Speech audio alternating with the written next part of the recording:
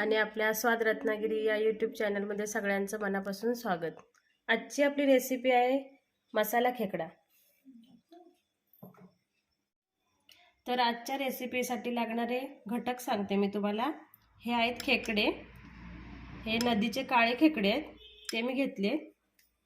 त्यानंतर हा कांदा लसूण आणि खोबऱ्याचा मसाला आहे, त्याचं वाटप करून घेतलंय मी। हा टोमॅटो आहे, कांदा, बारीक चिरलेली कोथिंबीर, गरम मसाला, आलं लसूण पेस्ट, मीठ, तिखट मसाला, मालवणी मसाला, हळद। चला तर आपण आजच्या रेसिपीला सुरुवात करूया। आता मी गॅस चालू करते आणि हे पातेलं गरम व्हायला ठेवते। आता आपली पातेली गरम झाली आहे, तर त्याच्यात मी 2 चमचे तेल टाकते। आता आपलं तेल तापलंय, गरम झाले, त्यात मी आता कांदा टाकून घेते। कांदा मी 1 वाटी घेतलाय। कांदा खूप जरा जास्तच लागतो या रेसिपीसाठी। कांदा आता लाल होईपर्यंत चांगला भाजून घ्यायचा। 2 ते 3 मिनिटं लागतात कांदा भाजायला। आता पाहू शकताय तुम्ही, कांद्याला हलका सोनेरी रंग आलाय। आता आपण त्याच्यात 2 चमचे आलं लसूण पेस्ट टाकूया। आता ही पेस्ट चांगली परतवून घ्यायची, चांगली भाजून घ्यायची। पेस्ट चांगली भाजल्यानंतरच त्याच्यात आपण टोमॅटो टाकायचा।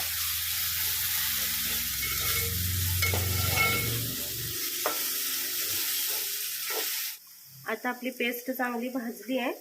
आता आपण याच्यात टोमॅटो टाकूया। मी 1 टोमॅटो टाकलाय बारीक चिरून। आता टोमॅटो चांगला स्मॅश होईपर्यंत भाजून घ्यायचा आहे। तर आता चांगला तो लगेच मऊ पडण्यासाठी मी त्याच्यात अर्धा चमचा थोडं कमी मीठ टाकते, कारण नंतर आपल्याला पुन्हा त्यात मीठ टाकायचं आहे। तर मिठानं टोमॅटो लगेचच मऊ पडतो। आणि मी झाकण मारून 2 मिनिटं ठेवते, म्हणजे टोमॅटो लवकर स्मॅश होईल।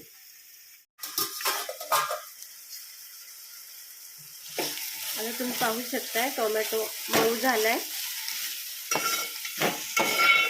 आता त्याला चांगलं बारीक करून घेऊया आपण।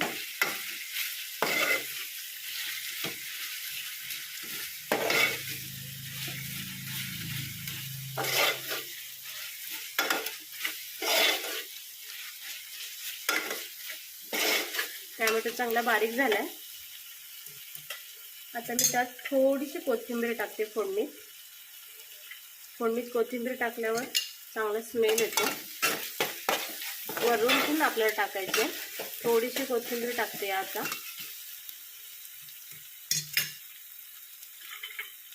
आता यात मी घालते अर्धा चमचा गरम मसाला,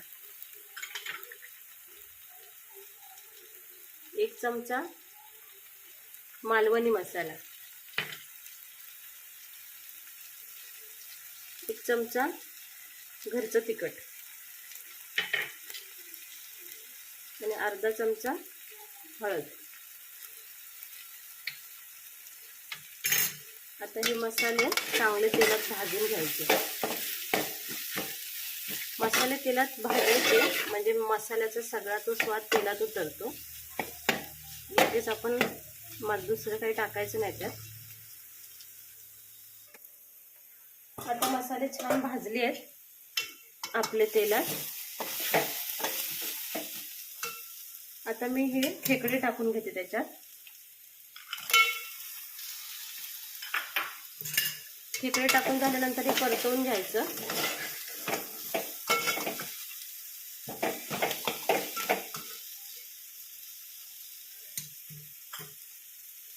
आणि आता पाणी टाकायचंय।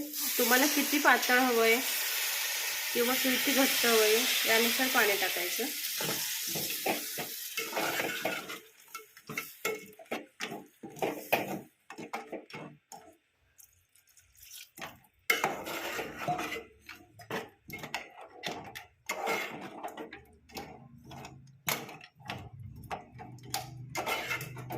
पाहू शकताय तुम्ही.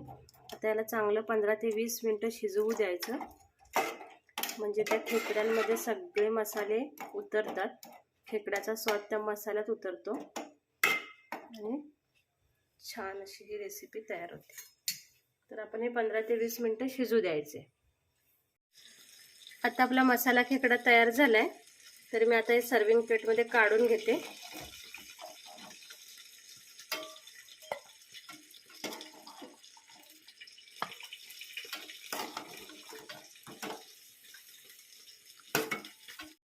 पाहू शकताय आपला मसाला खेकडा तयार झालाय. किती छान त्याला कलर आलाय, मस्त झालाय. जर माझी रेसिपी तुम्हाला आवडली असेल तर या व्हिडिओला लाईक करा, शेअर करा, सबस्क्राईब करा आणि हा माझा व्हिडिओ पाहिल्याबद्दल सगळ्यांसाठी मी धन्यवाद देते.